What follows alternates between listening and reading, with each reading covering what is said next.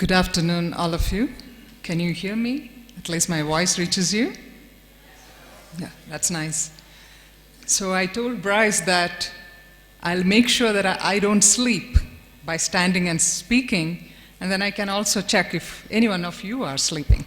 But that's okay, I think. After a nice lunch, to have a small nap, it's okay. Well, my greetings to all the elders and the senior monks and all of you, and thank you for having me here, and thank you, Bryce, for inviting me here. It's really great, and I'm truly blessed to be in this holy land. I have only a few minutes, so I'll I think start on with what I wish to share with you this afternoon. My talk is particularly not on exploring harmony and happiness, but perhaps a couple of intricate questions which we have to deal with. Biology, philosophy, and psychology ask certain fundamental questions about human life. And the central point, or the central question which these disciplines ask, is about the experiencer, or the person who is behind the experiences. It's a little difficult for me to see from here, but that's why I'm getting a little slow. Well, on one side, we know that we have a self which is integrated most of the times, but then we also know that because our body is influenced by neurochemical inputs, our moods, our personality, they are bound to change. It's also interesting to see that what are the connections which runs through ourselves as an identity and the world which we experience. And it's very interesting to see that these connections are our awareness with which we live our daily life, our character as a whole, our ability to make choice making. We are all choice making individuals. Free will, we exercise our free will, moral agency, and our unique ways of experiencing. I think this is something which is very important. As unique individuals, we also have unique ways of experiencing. Well, friends, I want to start with 5 guiding questions, and perhaps I would end also with these 5 guiding questions. So what are these questions which I wish to share with you this afternoon? Is my inner awareness of myself separate from that of my body? Or to put it in very simple words, does the experience which you and I have, perhaps at this point, a nice feeling of having a full stomach and the cozy, cool breeze, or just the air in this room, does that belong to the body? Or does it belong to something else, for the time being, which we would like to call as the self? My second question, how does the inner self, because there is something which seems to be inner, make sense of the neural challenges and changes and create corresponding changes in the sensations and the subjective experiences we have? The third question, how does an organ like the brain, which is directed by neurochemical mechanisms, create the subjective intimacy of the self and experience? There's an intimate feeling about oneself and the experience which accrues to us, right? No one has to say that experience belongs to me and nobody else. Fourth question, what we talk about as larger issues which concerns humanity as a whole, perhaps not just humanity, as all living beings as a whole, which is well-being and the harmonious existence, depend upon a self which is integrated.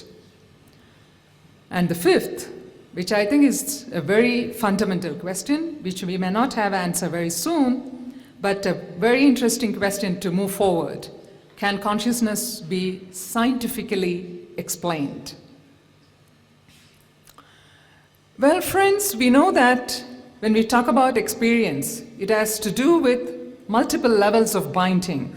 And from multiple levels of binding, there is a confluence of all that information which is bound to give a sense of subjective experience. And in the process of this binding, there's also the inputs from memory and our own emotions, which are unique to us. But finally, we have a coherent, neat experience. Now, I wish to once again raise this issue with all of you, which is, can we distinguish between the senses of the body and the self? I know that some of you may think that perhaps that's not needed, but I think even as a philosophical exercise, it's important to see where does the sense of the body stop and where does the sense of the self start, even if you take a theoretical position. So what actually is the sense of the body? What do we mean by the body? The body is a combination of internal senses, right? Pain, balance in walking, balance in sitting, and so on. Thirst, hunger. And there are also other sensory modalities such as hearing, vision, taste, touch, and smell. This is something which is very much available to all of us, and we are all aware of it. There are also certain subtler physical capabilities which we may not be aware that these are also biological, and those two are the peripersonal space. Peripersonal space is the space which is comfortable at my arm's length. So if I'm able to talk to someone at my arm's length, that is my peripersonal space, which means I'm comfortable there. But if one crosses that space, that means there's something which perhaps is not correct, and my brain would interpret that there is something perhaps which I have to be alert about. Well, we can talk about it later, what exactly this is, but what peripersonal space has a lot to do with our daily life. The second idea, which again is very much bodily grounded, is proprioception, which is all of you and all of us know how much space we require in sitting in this seat, right? I don't fall down, nor do I get doubtful whether this chair has enough space to accommodate me in the next 20 minutes. So there's an intuitive sense which tells me the pressure which I need to exert to lift this bottle, if this bottle is half empty or if it's full. And it also tells me the space which I require when I see a chair. So this is something which is very intuitive, we all live with. But then there are situations where proprioceptive capability can go wrong, and your physical navigation and existence can be challenged. But that I think for another day. Our brain also forms several maps. Our brain is a good cartographer, a map-making machine, if I may put it.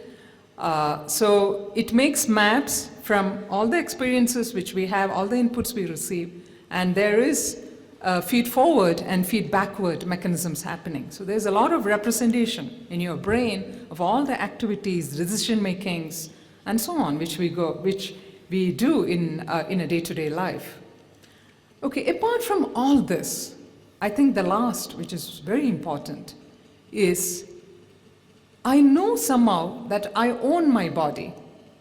Even if I say that I am more than my body, I am beyond my body, not even for a second I doubt that I own my body. But because if you doubt you own your body, you fall asleep on your chair and someone comes and wake you up, hey guy, get up, you're sleeping, you might say that, oh, why don't you get up for a change, right? That kind of response do not happen because it's even at the most difficult situation, you know that you own your body. Not only that you own your body, that you're also the agent of your actions. Intention comes from you. I'm also the agent of my actions. Well, can we say that the self-sense is just an inner sense like the proprioceptive body sense? Perhaps what you call as the self, or a lot of discussion went in the morning about the I.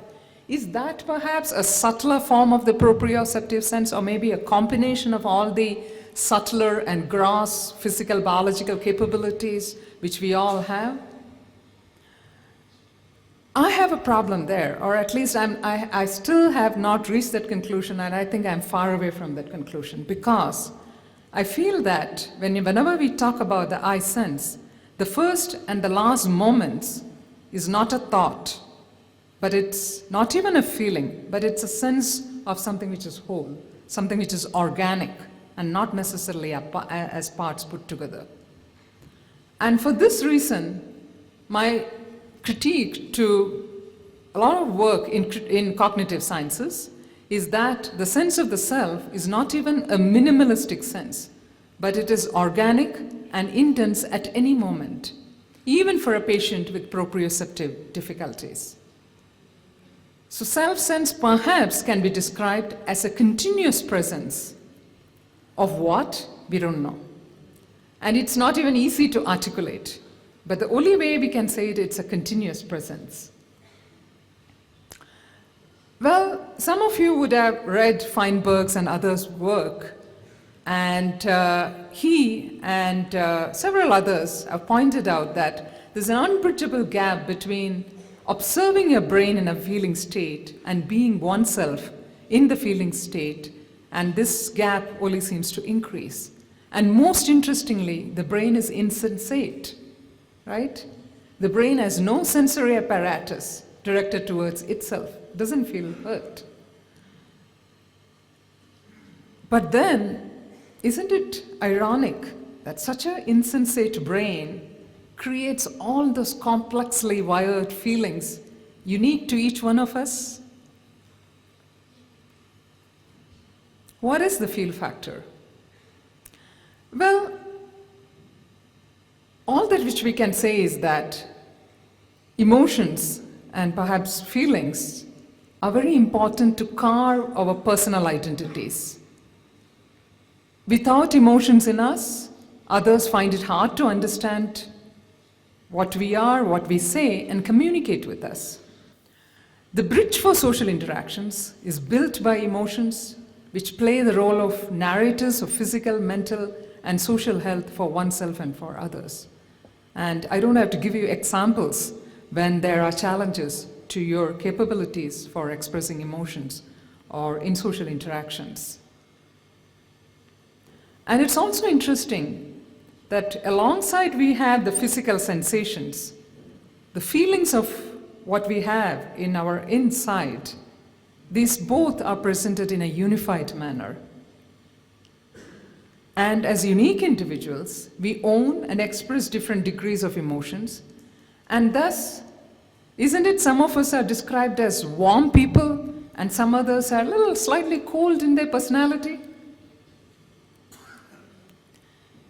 Well, further, what is interesting about the self is that everything is not that happy about, think about it, because the boundaries of the sense of the self are flexible, at times contributing to great possibilities, like in spiritual experiences, meditative experiences.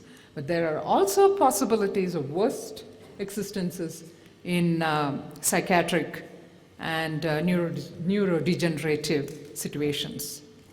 So it's interesting that it is the same self can be of a very transcendental and transformative nature, but at times it can be fractured and fragile. What I want to say next is too complex, but I would say that without going into any details, because I think people who are sitting beside me and in front of me are more qualified perhaps to understand what I'm saying. That what we talk about as the spiritual aspect of the self is beyond the binaries of good and bad. Well, what I was trying to share with you is that when we talk about self, we have to remember that there are two sides to it. One is the spiritual, the complex aspect about it, which is transformative and transcendental in nature. And the other side is where we see psychiatrically and neurologically challenged self, which finds difficult to sustain and particularly to deal with the sociocultural world. But then what is more interesting is that In spite of the difficulties encountered in a sociocultural world, even a psychiatrically and neurologically challenged self somehow finds a way of deriving meaning and purpose to life. So it looks like seeking purpose and thereby achieving meaning is very fundamental to human life and living. Well, let me revisit the 5 questions. This is to wake myself up and perhaps to wake yourself up to remember these 5 questions which we started a few minutes back. First, is my inner awareness of myself separate from my body? In other words, does the experience belong to the body or the self? Let's look at this question carefully. Perhaps the divide between the body and the self itself is an unstable idea, and subjective experience is to be understood beyond causal origins. Perhaps epistemologically, we are too obsessed with dealing with binaries and understanding complex issues through causal relations. The second question, how does self make sense of the neural changes and create corresponding changes in sensations and subjective experiences? Should we conceive the self as a networked, interconnected, and nested phenomenon that has physical as well as non-physical connections? Well, friends, as you would see that most of the questions, I would like to respond with another question because, it's an open-ended inquiry and we don't know whether we are near to any answers for these questions. The third question, how does the brain that is directed by neurochemical mechanisms create the subjective intimacy of the self and experience? A response, what we consider as biological or physical is also situated in culture. I think this is something which we have to remember. Perhaps we don't discuss about it much. It's situated in a culture and subtler realms of individual existence. Is the brain somehow connected to the core being of individual existence? We don't know. Can consciousness be scientifically explained? I know that this is a $1 million question. Yes, perhaps it can be explained from a functional standpoint, and I would like to underline that, from a capability standpoint, but not from the standpoint of its complexity that involves life and existence as an interconnected whole. And this is because science itself is a human initiative. It is not something which explains all about humans and human living. The next question, are well-being and harmonious existence dependent upon an integrated self, which we talked about a little bit in the morning session?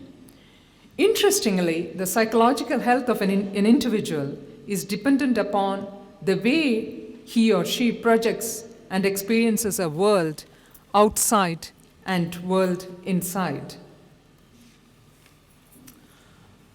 Well, time is okay. I think I have only a few more minutes. So, how many minutes? Okay, 2 minutes more.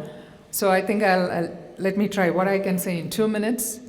Well, if you look at from the Indian philosophical traditions, there's various ways of understanding it. But one idea, including the Buddhist thought, is can we go beyond the binary in understanding something which is complex? I wanted to share with you an Upanishadic verse which says that the self has no apparatus which is directed towards inself, but it is outside. So you understand, experience the outside world much more clearly than your inner world. Well, so what are we up to? Beyond the rabbit hole, what do we have? I think 21st century consciousness studies is heading for a revolutionary progress in understanding brain, its magic, as well as understanding its anomalies. We also would create and augment spiritual well-being, holistic health, and explore new meanings for self and personal identity. So what are the 3 guiding E's? Explanation, we cannot escape from it because we have to explain what we are trying to understand. And in order to explain and in order to understand, there is more exploration needed, open-ended exploration. And the true exploration will not conclude without experiencing what we are exploring. Thank you so much.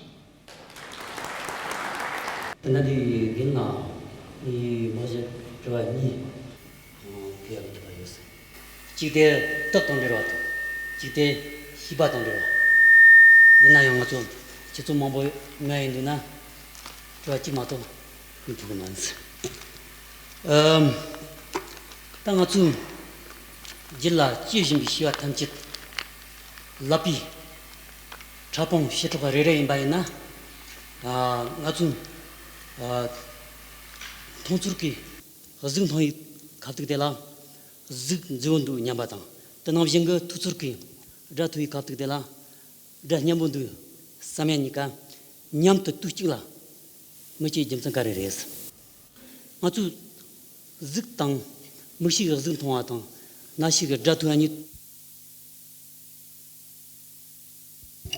용용 18지래 간인지나 코로니가 라피니 셰트파레레스 직도 라피 던답던 직도 던다 나던다마 대tan데라도나 라피니 셰트파레레스 옛나양 코로니가 임직지거든나 투치가 명화돼 좀 가르쳐요레스. So basically I was thinking about asking two questions for you, but maybe I don't have enough time to ask two questions, so I will go for one question. So it's related with consciousness. When we talk about consciousness, and when we talk about consciousness from the neuroscience point of view, even though the information coming from your eye and ears can reach at the brain level simultaneously. You can have sound waves coming through your ear to the temporal area of the brain, and the vision information reaching at the back of your visionary cortex. But we do not have the experience of vision and sound at the same time. So what could be the reason why we don't experience one experience at the same time, simultaneously, even though two informations can come to the brain at the same time? So you can give explanations from the science point of view and also from your traditional philosophical point of view. Well, from the science point of view, I guess there are more qualified who are perhaps with us to talk about, but there are examples about blind sight and similar phenomenon which talks about these kind of very peculiar experiences, but which can be, I think, explained using neural theories and so on. But I didn't actually quite follow your question. So why don't we have two experiences at the same time? Or? So we can have a perception of a sound, and we can have a perception of a vision. So when we talk about vision and the sound, then the information from the objective level can reach at the brain level simultaneously. But we do not have the experience of it at one time. Well, I think perhaps I need to understand this more, perhaps from neuroscientists. But if we are talking about experience as a whole, I think our experience is whole at any point, right? Irrespective of the kind of information which we receive. So if the question is, though you see something and you're here at the same time, the experience is together, right? So he's thinking that you can, even though the information of the sound and the vision can reach at the brain level, but you do not have the experience of both at the same time.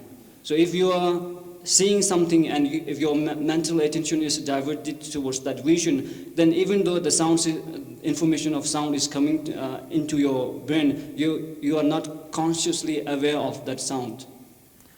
I don't know if someone would like to help me, but I can only think of at this point perhaps a selective attention or something like that. Yeah. I think that there's two maybe not so interesting answers to that question. The first one is human beings, our nervous system is visually dominant. We allocate more resources to our visual cortex and our higher order visual processing than we do to our auditory cortex. It's a more dominant perceptual pathway. We give more neurons and resources to vision. The second is the physical properties of the stimuli which our visual system is sensitive to and our auditory system is sensitive to. The spectrum of visual electromagnetic radiation is much faster, much higher frequencies than the spectrum of radiation or of sound waves which our auditory cortex is sensitive to. So the information hits our eyes much faster and much more quickly changes than the information that we get in our ears. So those are the two reasons why I think we see before we hear. The Gila Quran, the Tatas Lemidura, Nata Gila Moran collectors Laviman, the Kisi, the ones that select on Dishigagu, Benangalia, Dishigani, and Shimbadan Robochigres, Sumsro. The Gila Moran collectors Lavimena, that and the Moran had Karkosha Lavimena, Kisi, Nizu. Chick and a soda draging Yungu Vimbena, so the Yan Tongres, Drad Gel Suki, Cassin Lavimena, Manzulebek Nalo Yimbinata, Drad Tujiculation, Tonjiculation Naloni, and Tonjiculation D, and Chica Puga Tawada, Dinalo, Wansi Tapuma, Yorchako, Chile, Jamba Yubik, so the Mon Toya, the Drad Gel to Yoris. Tiganashi, any Minea, Unia, Yoneki, any drag Nizuki, any that and Zoya, any chick work. Unili and a jig Dragilap Unu Worky Lab Unu, so that you do some balcon, go your riches and also making your tongue to resist the needle shillings that the Tana de Massine. Get to the Gilal that are Rizegi revision to do the Dada Namshi Cole the Nutrition. Carsegure Pege Dado Namshi Nibote any mode of the Ranjin to so cheaper. Chibaliang on Zinchigio, Yana Dadon Carson, Namshi Nibode, Loa Loache, Dali, Namshi Chuan, the Namshi Dali Chuan, and Dindigolea, and the Gonskari. So, my question is related with self and the consciousness according to Vedic traditions. In Vedic traditions, what is the relation between self and the consciousness? Do they have the same definition, or one has wider meaning and the other is the subcategory kind of it? And so how you define it? Well, as you would know that the Vedic literature is quite huge, and so there has been divisions in Vedic literature. So we can't talk about one Vedic theory about self or consciousness.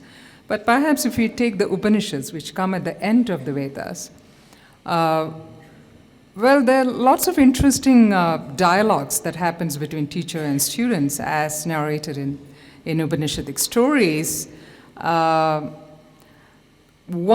Perhaps one of the idea is that consciousness is something which is absolute and ultimate, and it cannot be reduced to anything else, even in experiential parameters. And self is understood again in a couple of different dimensions, and but then the true nature of the self is not something which is available through your experience, but something which is beyond experience. So to put it very simplistically, the Upanishadic theory of consciousness is more an absolutistic theory of consciousness, and self is identified, the true nature of self is identified with pure consciousness.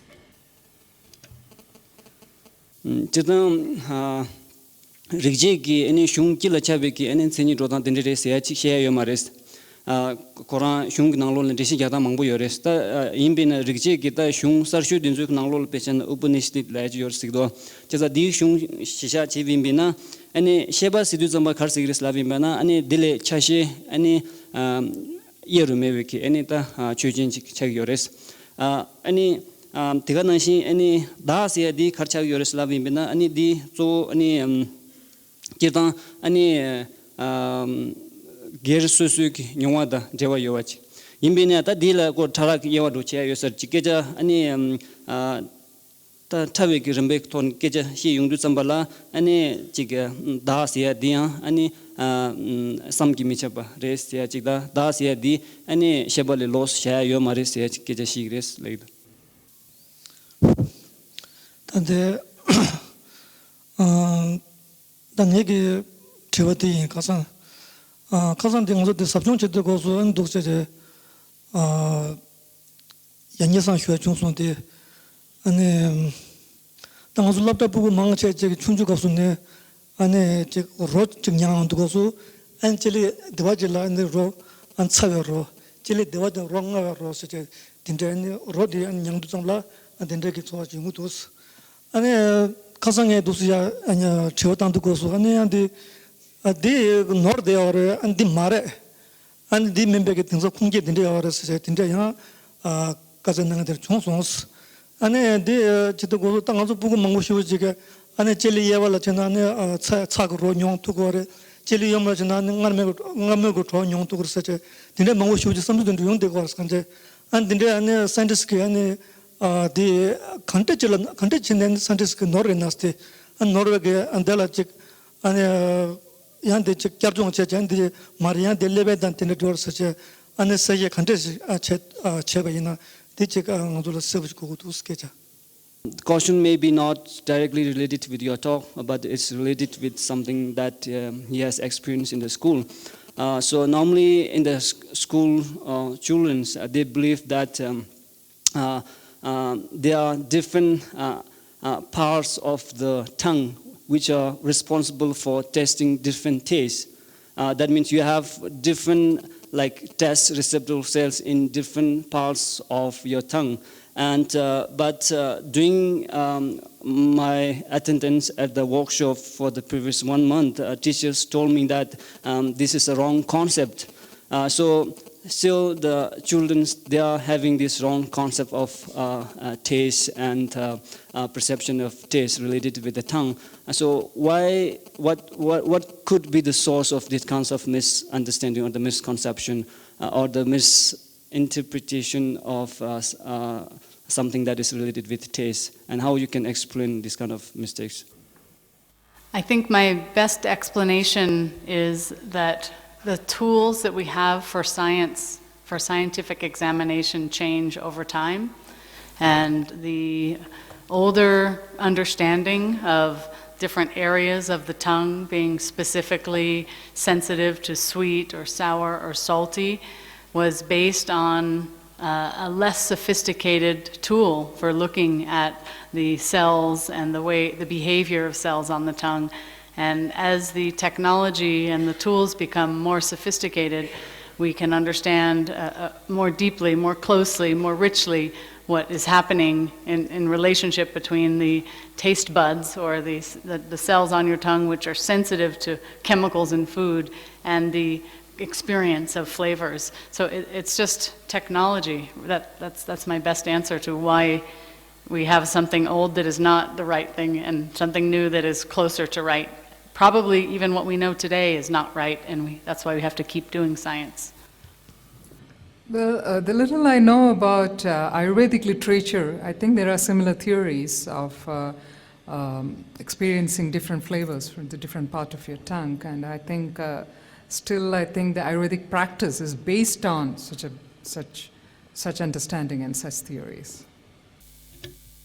The Gelamorangi wanted to land the Chesa wanted to land the Kachin race Lavimbina, and Serik Sia di any